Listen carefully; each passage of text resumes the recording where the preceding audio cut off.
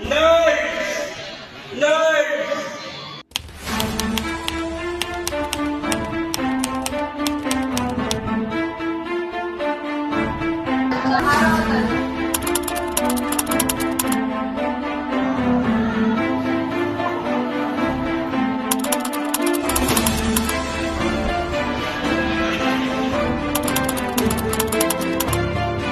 Nerds!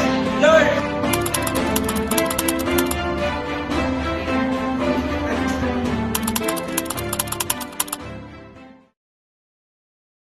Si Tony ay hubad na natutulog, may bakas ng dugo ang bendang nasa kanyang tiyan at kaliwang bisig. May black eye rin siya. Si Bok, ang bilanggong labas-masok sa bilibid, ay nakakulubong, may trangkaso siya. Si Mang Hernan, na may 4 na araw na naooperahan sa Almoranas, ay gising at waring nag-iisip.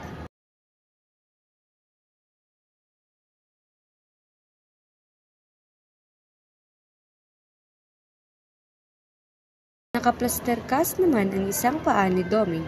Paminsan-minsan, naririnig ang malakas na paghilik ni Bok. Nagpatuloy ang kanilang kwentuhan habang si Bok ay nabagot dahil pangkaisipan na ang paksa. Sa kanilang pagkwekwentuhan ay biglang dumating si Padre Abena, isang pari sa bilibid. Biglang umalingaw ang isang malakas na pagpapagibik buhat sa ibang panig ng ospital. Natahimik ang lahat at nakinig sa isang sigaw. Tubig! Mamamatay na ako sa uhaw! Nagbigay galang ang lahat sa pumasok na nurse. Inilapag ng nurse ang lalagyan ng gamot, isa-isa niyang tiningnan ang temperatura ng mga pasyente. Hindi niya iniintindi ang panghanggat pagnanasang tingin na inuukol sa kanya, lalo na si Bok. Matapos maibigay ng nurse ang kaukulang gamot sa 4, umalis ito. Pumasok si Mang Luis, ang ama ni Tony, kasama niya ang dating tanod. Ginalan niya ang kanyang sabik na paningin. Itinuro naman ng tanod para sa kanya ang pinaghahanap na hindi kaagad na mukhaan. Nang makita ang anak ay madamdamin niya itong nilapitan. Si Mang Luis ay walang kibong lumabas.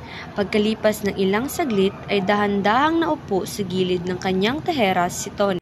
Kagat niya ng mariin ang kanyang labi. Kita ni Mang Hernan ang kamay ni Tony na umangat at doon ay punong-puno ng dugo. Nerds! Nerds!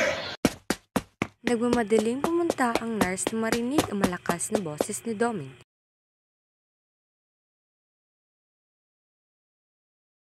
Agarang nilapatan ng pampampat ng dugo ang sugat ni Tony. Samantala, dumating naman sa may pintuan sina Padre Abena kasama si Mang Luis. Walang imik silang nagmamasid. Nang dahil sa kasamahan ay pinatawad ni Tony ang kanyang ama.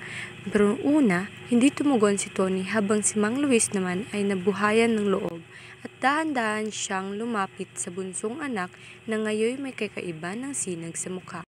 At sa isang kisap matay mayayapos siya ng kanyang ama. Masuyo at madamdamin. Mahaba ang kanilang pagyayakap. Katulad ng dalawa, napaluha rin ang lahat, maging ang may bakal na pusong si Bok. Habang si Padre Abenay tumingala at bagyang napangiting